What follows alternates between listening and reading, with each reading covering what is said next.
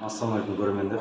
Біз Қызылорда қаласының әкімдігіне, автомобильдік жолдар бөліміне жолдағы белгілерді қойылмауы, олардың қашан қойылатындығы жөнінде сұрақтар қоюға келдік. Бізбен бірге болыңыздар.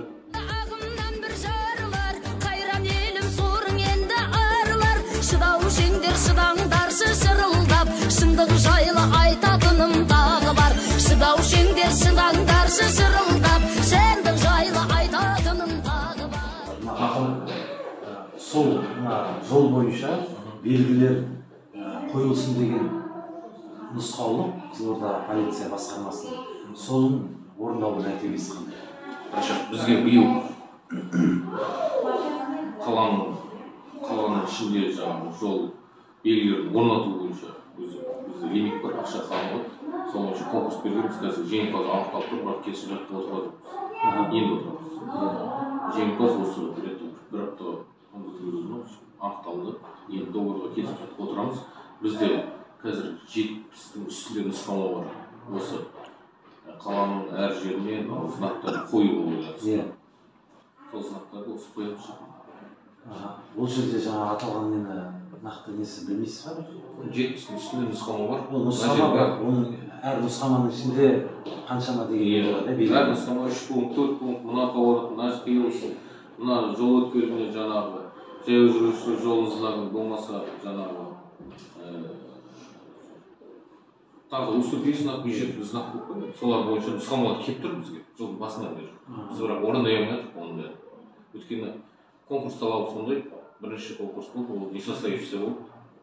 Екінші конкурсқа жеңімпаз анықталды. Ашық тендер ме? Иә, ашық конкурс, жалпы конкурс. Ол прямой договор жоқ.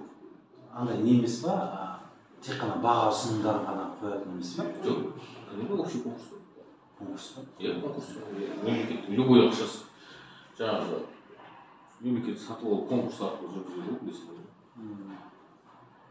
Үшін сол нақты негізі жүріп жатыр ма, жоқ па соны нақтылап кетейін деген. Себебі бұл тек қана бір хат жазысы емес, мәселе халықта әлі де сол жерде радар атып жүріп жүрді. Бірақ ана жерде Ақтөбеден или Алматыдан ел жақтан келген кезде аэропортқа бұрылатын жол бар ғой. Сол қаладан келе жатқан кезде 60 деген не болмаса Қызылордаға кірдің деген знак жоқ. Ақтөбе арал жақтан келе жатқан кезде магистральный сөйтіп аэропортқа қарай кеткен кезде и Алматыдан келген кезде де сондай аэропорт жақ. Ленин халық жаңағы полиция департаментінің нұсқама бар. Біз қоямыз. Сол жоқ, бірақ халықты сол жерде 60 атып жүрді, айыппұл салды. Халық екі ортада жапа шегіп жүрді. Енді халықтың жағдайында мәз емес қой, жаңағыдай айыппұл төлей беретін. Жаңағы неге полиция акиматқа стрелка лақтырады. Акимат стрелка лақтырғанда нұсқама береді ол. Иә, нұсқама береді. Осындай заңға сәйкес, осындай жаңағы талаптарға бойынша осы жерге знак қойылу керек деп бізге нұсқама береді. Біз қоямыз. Біз не нұсқама береді, қай жерге не знак қойды соны қоямыз. Не үшін қойылады, сол полиция департаменті. Сол жөнінде тұр ғой.